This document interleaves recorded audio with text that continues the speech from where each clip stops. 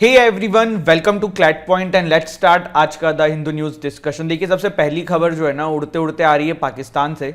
और खबर ये आ रही है कि पाकिस्तान में दाऊद इब्राहिम को किसी ने पॉइजन दे दिया है और उसके बाद ये हॉस्पिटलाइज्ड हुए हैं। ये बात उड़नी कहाँ से शुरू हुई? तो देखिए, ये बात खबर जो आनी शुरू हुई है वो यहाँ से हुई है कि पाकिस्तान में ना टोटल इंटरनेट शटडाउन हुआ है। अब ऐसा नहीं है कि वेबसाइट नहीं चल रही है, इट जस्ट कि कहीं पे ढंग से कुछ खुल नहीं रहा है। जैसे कहीं फेसबुक में प्रॉब्लम आ रही है, कहीं इंस्टाग्राम खुलने में प्रॉब्लम आ रही है, कहीं एक्स खुलने में प्रॉब्लम आ रही है, ढंग से यूट्यूब नहीं चल रहा है। तो इस तरीके की चीज़ें हैं। देखो, दाऊद इब्राहिम को किसी ने पॉइजन दिया है नहीं दिया है, इस पर ज़्यादा कमेंट नहीं करना चाहिए जब तक कोई फैक्ट नहीं मिल जाता। क्योंकि मतलब व्हाट आई कैन रिकॉल, पिछले 10-15 साल में ना जाने कितने बार इनकी मृत्यु हुई है ना, हम लोगों ने कितनी बार सुना है। और दूसरी चीज़ कि दाऊद इब्राहिम की अब जो एज है ना वो 67-68 ईयर्स के आसपास की है। तो वैसे भी वो इस एज के अंदर जो है आदमी 10 तरीके से बीमार भी रहता है। तो ये भी एक रीज़न हो सकता है, हॉस्पिटलाइज है, बाकी कहानी बन गई। अब आप में से कुछ लोग कहेंगे कि सर फिर चलिए ये सब तो ठीक है, पर पाकिस्तान ने फिर इंटरनेट शटडाउन क्यों कर दिया है? देखो यार, पाकिस्तान में ना सिर्फ दाऊद इब्राहिम का मामला नहीं है। पाकिस्तान के अंदर नेक्स्ट ईयर जो है वो है जनरल इलेक्शन, 16th इनके जो है इलेक्शंस होंगे, जिसमें आपको पता है कि इमरान खान की सरकार ना बने, ये पाकिस्तान की आर्मी एंड आईएसआई चाहती है। अब क्या है, आप तो कहेंगे कि सर इमरान खान तो जेल में है तो उससे क्या ही लेना देना। देखो, ऐसा नहीं है यार। इमरान खान ना काफ़ी popular one of the leader हैं पाकिस्तान के, और अब जनता के साथ उनकी सिंपैथी भी है, क्योंकि he is in jail from काफ़ी सारा टाइम। और इस वजह से अगर वो इलेक्शन कंटेस्ट करेंगे तो उनको जीतने से कोई हरा नहीं सकता है। लेकिन पाकिस्तान की आर्मी एंड आईएसआई ने भी डिसाइड कर लिया है कि इमरान खान की पार्टी को, जो कि तहरीके पाकिस्तान है, उसे एकदम ही ख़त्म कर देना है। और वैसे भी पाकिस्तान की आर्मी ने, आईएसआई ने इमरान खान की फ़ोटो या उनके बारे में न्यूज़पेपर में चलाने को सब बैन कर रखा है। जैसे कि इमरान खान अभी जेल में, सबको पता है, बट किस हालत में है, क्या है, किसी को नहीं पता है। तो ये सब वजह है। तो अभी रीज़न ये बताया जा रहा है कि इस वजह से पाकिस्तान की पूरी की पूरी जो है इंटरनेट शटडाउन ये हुआ था, क्योंकि इमरान खान की एक जो पॉलिटिकल पार्टी है उन्होंने एक ऑनलाइन जलसा किया था। मतलब जैसे कि आप देखते हो ना कि मोदी जी कहीं जा रहे हैं, कुछ बोल रहे हैं, तो क्योंकि ऑफलाइन तो उनको करने नहीं दे रहे हैं, तो उन्होंने एक यूट्यूब पे ऑनलाइन जलसा किया था। तो कुछ लोगों का ये मानना है कि इसी को लोग एक्सेस ना कर सकें, इसीलिए ये पूरा का पूरा इंटरनेट शटडाउन जो है ये देखने को मिला था। अब बात कितनी सच है, क्या है, वो एक अलग बात है। लेकिन दाऊद इब्राहिम को अगर कुछ होता भी तो उस वजह से पूरे देश का इंटरनेट शटडाउन तो पाकिस्तान नहीं करेगा। दूसरी चीज़ ये है कि देखो, दाऊद इब्राहिम जो है ना वो सिर्फ ऐसा नहीं है कि इंडिया में ही मोस्ट वांटेड है, ये यूएसए के लिए भी मोस्ट वांटेड है। तो कुछ एक थ्योरी ये आ रही है कि भाई पाकिस्तान नहीं चाहता है कि उनके यहाँ पे इनकी पिक्चर्स रिलीज़ हो जिसपे कि पाकिस्तान के ऊपर आरोप लगे कि उन्होंने इनको शय दे रखी है। तो इसलिए भी पाकिस्तान ने इंटरनेट शटडाउन किया था। अब ये बातें कितनी सच हैं, क्या हैं, ये तो विथ टाइम पता पड़ेगा, बट अभी एक बड़ी ब्रेकिंग न्यूज़ है तो मैंने आपके साथ शेयर कर दिया। इसके बाद आज के द हिंदू की जो फ्रंट न्यूज़ है वो है कि 78 MP suspended, opposition calls it murder of democracy. देखो, अभी कुछ दिन पहले पार्लियामेंट की सिक्योरिटी ब्रीच हुआ है, जिसमें एक आदमी जो है वो अनवांटेड तरीके से पार्लियामेंट की टेरिटरी में घुसने की कोशिश कर रहा था। तो उसको काफ़ी सारे अपोजिशन के लीडर्स जो हैं वो मुद्दा बना रहे हैं और उसके अगेंस्ट में प्रोटेस्ट कर रहे थे। तो जिसके चलते हुए जो लोकसभा है उसका कार्यक्रम ढंग से हो नहीं पा रहा था, और इस वजह से 92 बोल रहा हूँ, 78 MPs जो हैं वो सस्पेंड कर दिए गए हैं। And this is one of the very मतलब बिगेस्ट नंबर जो आई कैन रिकॉल पिछले कुछ सालों में, जहाँ पे एक बार में इतने लोगों को सस्पेंड किया गया है। तो ये वाली चीज़ है, ठीक है। तो उसको अब काफ़ी सारे लोग क्रिटिसाइज़ कर रहे हैं। एग्ज़ाम का कोई यहाँ पे वो नहीं है, बट ठीक है, पता होना चाहिए। इसके बाद आज टेक्स्ट वाले पेज से पहले जो एडिटोरियल का पेज होता है वो ओपिनियन वाला पेज होता है। वहाँ पे एंटी डिफेक्शन लॉ के ऊपर एक आर्टिकल निकला हुआ है, आप लोग उसको रीड कर सकते हो। बट एंटी डिफेक्शन लॉ क्या है, मेन अपना कंसर्न वो होना चाहिए, तो समझने की कोशिश करते हैं। देखो, मैं यहाँ पे कुछ भी आपको बताऊँ ना, उससे पहले देयर वॉज ए कहावत, आया राम गया Ram.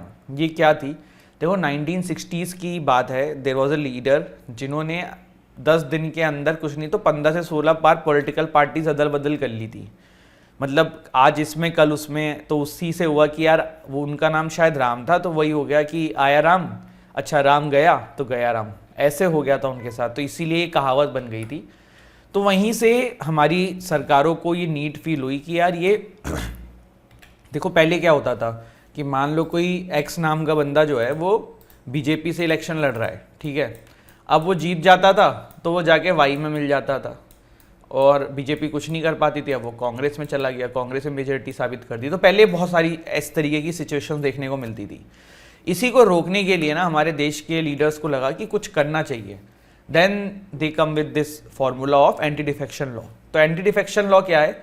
Individual members of parliament, member of legislative assemblies, ये लोगों को सस्पेंड कर दिया जाता है for leaving party for another. जैसे इस केस के अंदर का कोई इस तरीके की चीज़ें करेगा तो उसको बाहर कर दिया जाएगा। पार्लियामेंट ने 10th शेड्यूल ऐड किया था 1985 में, ठीक। ये भी ध्यान रखना, 10th शेड्यूल पे क्वेश्चन आ जाते हैं कि किस शेड्यूल में एंटी डिफेक्शन लॉ है, तो वो है। मैंने आपको शेड्यूल याद करने के लिए एक शॉर्ट भी बताया था, बट यहाँ पे जिसको नहीं पता हो मैं नेक्स्ट सेशन में बता दूंगा, टीयर्स ऑफ ओल्ड पीएम करके। तो पार्लियामेंट ने 10th शेड्यूल ऐड किया था 1985 में, जिससे कि गवर्नमेंट में स्टेबिलिटी हो और जो लेजिस्लेटर्स हैं जो इस तरीके की चीज़ें करते थे पैसे के लेके या किसी और मोटिव से, वो बंद हो जाए। देखो पहले क्या होता था, जैसे कोई एक्स नाम का बंदा जीता, अब इसको इस यहाँ पे कोई मिनिस्ट्री नहीं मिली, इसने कहा कि तुम हमें बनवा दो, हम तुम्हें मिनिस्ट्री दे देंगे, तो ये उधर भाग गया, या हम कुछ पैसा दे देंगे। तो ये बहुत ज़्यादा होता था। तो एंटी डिफेक्शन लॉ इंक्लूड किया गया 52nd अमेंडमेंट एक्ट 1985 के तहत, जिसको हम 10th शेड्यूल या एंटी डिफेक्शन लॉ भी कहते हैं। इस एक्ट के थ्रू, इस लॉ के थ्रू क्या है, अगर 1/3 of the elected members of political party किसी दूसरे पॉलिटिकल पार्टी में चले जाएंगे, तब यहाँ पे एंटी डिफेक्शन लागू नहीं होगा, अदरवाइज होगा। मतलब नहीं समझा, मान लो 3 लोग हैं, ठीक है, किसी पॉलिटिकल पार्टी में, 3 क्यों बोलता हूँ, चलो 30 बोल देता हूँ, आपको समझ में आ जाएगा, है ना। 30 लोग हैं, 30 सीटें इन्होंने जीती है, ठीक है। अब 30 में से 10 लोग अगर किसी दूसरे पॉलिटिकल पार्टी को जाके ज्वाइन कर लेते हैं तो कोई इशू नहीं है, according to the 1985 anti defection law. और ऐसे सिचुएशन में आप पे एंटी डिफेक्शन लॉ नहीं लगेगा, आपकी मेंबरशिप जो है वो रद्द नहीं करी जाएगी। बट अगर 1 या 2 करते हैं तो कर लिया जाएगा। तो ये जब ये 1/3 था ना, तो फिर भी प्रॉब्लम्स देखने को मिली कि यार ये तो बहुत आम हो गया कि किसी पॉलिटिकल पार्टी के 1/3 लोगों को कन्विंस करना। तो 91st कॉन्स्टिट्यूशनल अमेंडमेंट एक्ट आया 2003 में इसको रोकने के लिए। उसमें क्या किया गया कि 1/3 की जगह पे ना 2/3 कर दिया। अब 2/3 करना बहुत बड़ी बात होती है। देखो 1/3 तो आपने मैनेज कर लेती हैं पॉलिटिकल पार्टीज, बट 2/3 जो है वो मैनेज करना थोड़ा मुश्किल है। अब जैसे 30 में से 20 लोगों को मैनेज करना होगा, तब एंटी डिफेक्शन उनके ऊपर नहीं लगेगा, उनकी मेंबरशिप रद्द नहीं होगी। तो वो मर्जर इस तरीके का अलाउ कर दिया गया 2003 में, लेकिन 2/3 कर दिया गया, पहले वो 1/3 था। तो ये दोनों चीज़ों में आपको क्लियरिटी होनी चाहिए, पता होना चाहिए। अब इसमें भी देखो पॉलिटिकल पार्टीज ने तो अपना निकाल ही लिया है, आपको पता ही है कैसे कर्नाटका, मध्य प्रदेश, महाराष्ट्र, वहाँ पे ये सब चीज़ें हुई हैं और सरकारें बदली हैं। तो ये वाली चीज़ है। अब एक चीज़ और है कि किसी को डिस्क्वालीफाई कर दिया गया है, डिफेक्शन हो चुका है, तो ये मामला क्या वो कहाँ कहाँ अपील कर सकता है? तो जो हाउस का चेयरमैन है, स्पीकर है, उनके पास रह सकता है। और इन सब के बाद भी जुडिशियल रिव्यू के पवी में भी है कि मतलब अगर लगता है कि नहीं गलत हो रहा है या कुछ इस तरीके की चीज़ें, तो जुडिशरी भी इसमें इन्वॉल्व हो सकती है, ठीक है। इसके बाद है चिलियन वोटर्स रिजेक्ट्स अ प्रपोज कंजर्वेटिव कॉन्स्टिट्यूशन। तो एक कॉन्स्टिट्यूशन वहाँ की कंजर्वेटिव सरकार के द्वारा बनाया गया था, जिस पे रेफरेंडम हुआ। रेफरेंडम में जनता ने मना कर दिया कि भैया ये वाला कॉन्स्टिट्यूशन नहीं चाहिए, फिर से बनाओ। इजिप्ट के प्रेसिडेंट हैं, इनका नाम है अब्दल फतेह अल सीसी। इनको फिर से 6 साल की टर्म मिल गई है। 89.6% वोट इनको इनके फेवर में मिले हैं। नॉर्थ कोरिया ने टेस्ट फायर किया है advance ICBM with US in range. तो बैलिस्टिक मिसाइल फायर करी है। क्या होती है बैलिस्टिक मिसाइल, मैंने आपको कल बताया था। देखो ये जो हमने इमरान खान वाला एक आर्टिकल देखा ना, मैं आपको एक बात बता दूं, फरवरी 2024 में पाकिस्तान में इलेक्शन है और 2024 इज़ बहुत ही तगड़ा ईयर। पूछो क्यों? India election, Pakistan election, US में लेटर ऑन द ईयर जो है वो इलेक्शन है। बहुत सारी चीज़ें डिपेंड करने वाली हैं और पता नहीं मुझे क्यों लग रहा है कि US में जो है ना ट्रम्प वापस आ सकते हैं, है ना।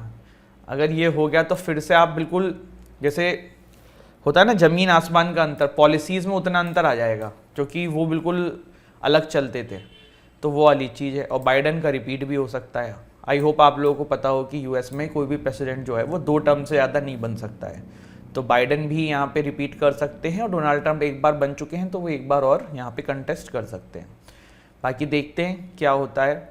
बाकी यूएस जो है ना ऐसा कंट्री है जहाँ पे कोई भी कभी भी बन सकता है। मतलब अभी आपने ड्वेन जॉनसन का नाम सुना होगा, द रॉक को।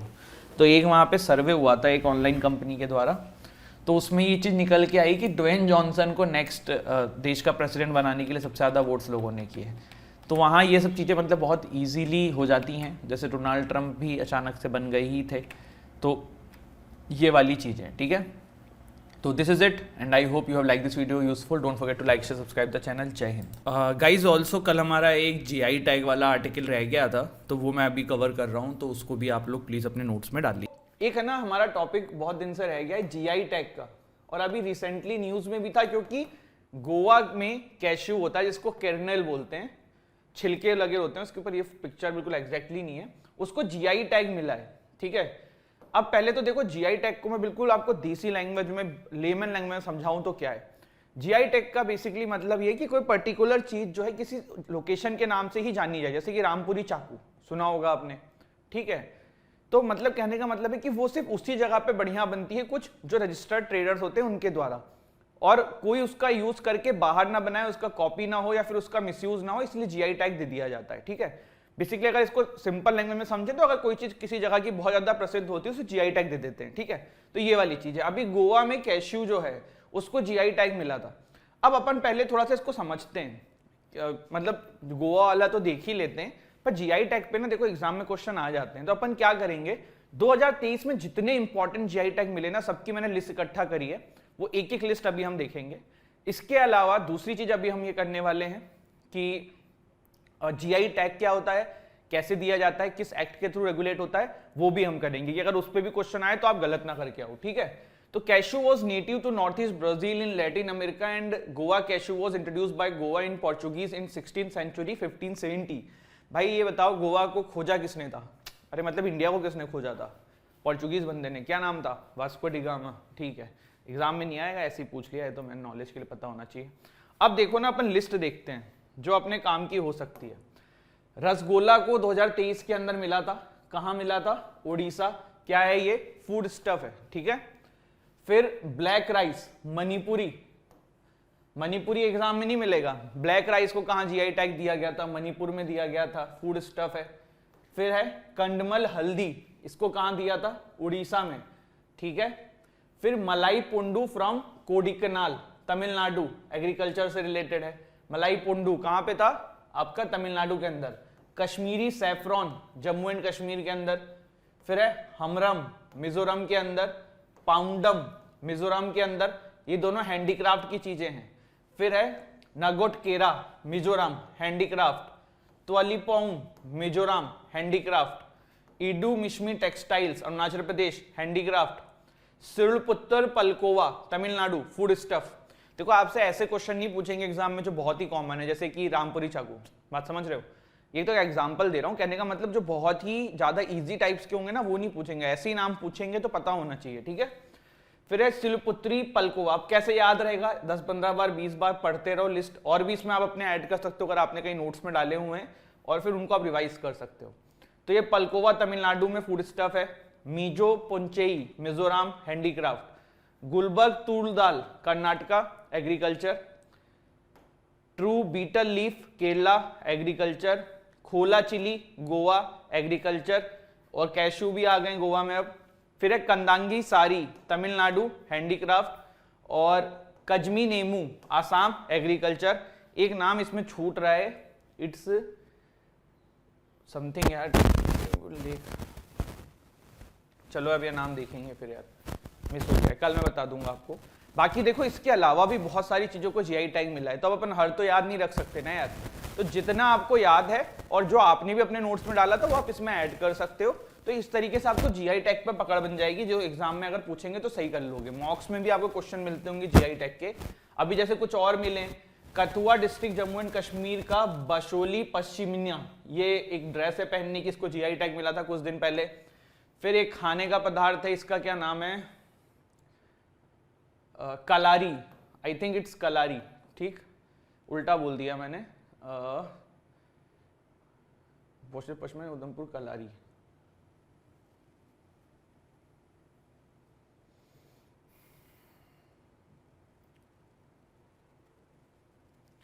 देखो मुझे जो लग रहा है ये पश्चिमा यही है, बशोली पश्मीना ये पहनने वाला है, और कलारी जो है ये है आपकी पॉपुलर डोगरा क्यूजीन है जिसको जीआई टैग मिला है। तो ये दो आपके हैं, ये दोनों जम्मू कश्मीर से हैं, ठीक है।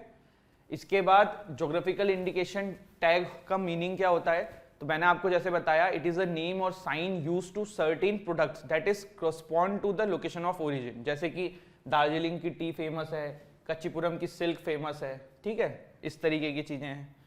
ओनली द ऑथराइज यूजर्स और उस प्रकार के उस जगह के लोगों को ये एक राइट दिया जाता है कि वहां की चीज फेमस है तो वही लोग इसको बनाएं, और जिससे कि उसकी क्वालिटी मेंटेन करी जा सके। It also protect the product from being copied और imitated by others. A registered GI is valid for 10 years. ये बहुत इंपॉर्टेंट पॉइंट है, ध्यान रखना। अगर किसी जगह को जीआई टैग दिया, किसी चीज को जीआई टैग दिया, तो कब तक ये वैलिड है, अगले 10 साल तक के लिए वैलिड है, वो आपको ध्यान रखना है, ठीक है। इसके बाद the geographical indication of goods register and protection act 1999। ये एक्ट का नाम बहुत इंपॉर्टेंट है, ध्यान रखिएगा। यही एक्ट जो है वो करता धरता है जीआई टैग का इंडिया के अंदर। क्या नाम है, geographical indication of goods registration and protection act 1999। It is governed and directed by WTO agreement on trade related aspect of intellectual property right. तो ये WTO के जो गाइडलाइंस है उसको मद्देनजर रखते हुए ये एक्ट आया है और उस पर बिल्कुल बेस्ड है, ठीक है। क्या नाम है इसका, geographical indication of goods registration and protection act 1999। Clear हो गया, कोई डाउट है इस पे, नहीं होना चाहिए, ठीक है। एक बार जल्दी से इसको रिवाइज करते हैं। Geographical indication of goods registration and protection act 1999 govern करता है WTO agreement on trade related aspect of intellectual property rights के मद्देनजर इसको बनाया गया है। जीआई टैग क्या होता है, जीआई टैग किसी एक पर्टिकुलर लोकेशन में कोई चीज बहुत फेमस हो जाती है उसको दिया जाता है। मैक्सिमम कितने समय तक के लिए देते हैं गाइस, 10 ईयर्स के लिए यहाँ पे जीआई टैग जो है वो वैलिड रहता है। फिर थोड़ा सा बशोली पश्चिमा एंड उधमपुर की कलरी एक खाने की कुजीन है जम्मू कश्मीर की, इनको अभी जल्दी मिला है। इसके अलावा कुछ और भी नाम हमने पढ़े, मैं जल्दी से एक बार रिवाइज कराता हूँ। रसगुल्ला उड़ीसा में, ब्लैक राइस मणिपुर में, कंडमल हल्दी उड़ीसा के अंदर, Malai Poondu from Kodaikanal Tamil Nadu, Kashmiri saffron Jammu and Kashmir, Hmaram Mizoram, Pawndum Mizoram, Ngotekherh Mizoram, Tawlhlohpuan Mizoram, Idu Mishmi textile Arunachal Pradesh, Srivilliputtur Palkova Tamil Nadu, Mizo Puanchei Mizoram, Gulbarga Tur Dal Karnataka, Tirur betel leaf Kerala, Khola chilli Goa, Kandangi sari Tamil Nadu, काजी नेमू आसाम, और डिंडीगल लॉक्स है लास्ट में जो रह गया था ना, उसका नाम है डिंडीगल लॉक्स लिखा हुआ है, आपको याद होगा, ये हमने पढ़ाया भी था, तमिलनाडु। इनको अभी 2023 में कुछ मेन ऐसे नाम है जिनको आपके ज्योग्राफिकल इंडिकेशन के टैग मिले हैं। अभी गोवा में कैशू को मिला है, ठीक है, गोवा कैशू, इसको कैरनेल भी बोलते हैं।